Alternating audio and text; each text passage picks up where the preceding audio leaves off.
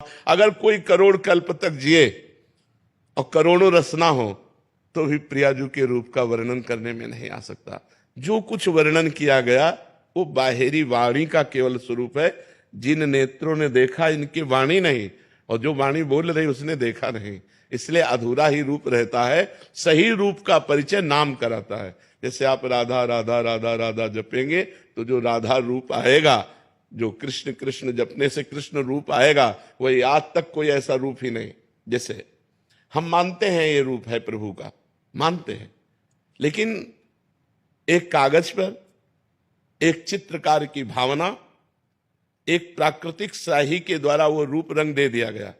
क्या श्री कृष्ण का रूप, श्री हरि का रूप, कोई ऐसी स्याही आज तक प्रकृति में बनी है जो श्री कृष्ण के श्याम रंग का अवलोकन करा दे? सच्चिदानंद रूपाय, भगवान कैसे? सच्चिदानंद। और ये रंग कैसा है? प्राकृतिक।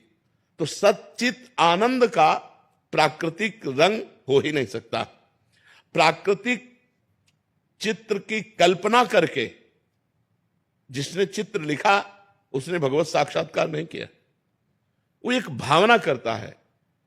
कैसी भावना करता है? भगवान मोर मुकुट बरहा पीडम, मोर मुकुट धारण किए, नटवर वपुहु कर्णयो कर्णिकारम, कर्णकार के पुष्प कानों में खोसे हुए, ललित त्रिभंगे, अधरों पर मुरली है, सर पर मोर मुकुट है। वो अपनी भावना में बनाता चला जा रहा है, लेकिन उसने देखा नहीं है। जो श्याम की श्यामता, ऐसी कोई स्याही ही नहीं पैदा हुई जो श्याम रंग, चिदानंद रंग की।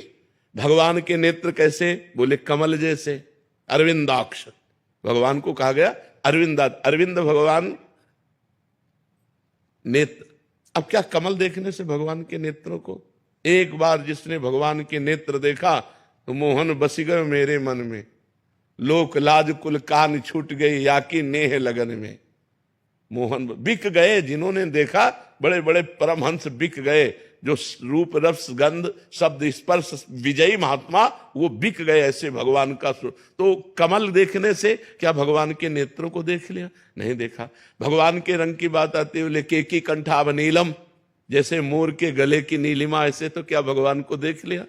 तो भगवान का रूप अनिर्वचनीय है। जहां कुछ वर्णन किया गया है वो बाहरी रूप है। आंतरिक तो जब हम स्वयं अनुभव करेंगे तभी वो आएगा। इसलिए हमें चाहिए कि भगवान के नाम पर हम ध्यान दें, भगवान के नाम का ध्यान करें। भगवान के नाम का रूप तो देखिए, रूप नाम आधीना, वो नाम आपके सामने जो झांकी प्रकट करेगा, बस वो स्थायी होगा। इसलिए चिर स्थायी चिदानंद रूप देखने के लिए खूब नाम जप करो, नाम महिमा। और शास्त्रों में भगवान की लीलाएं वर्णन की गई, उनको खूब पढ़ो, ध्यान से सुनो, तो हमारी भगवान की कृपा से भगवान में रति हो जाएगी।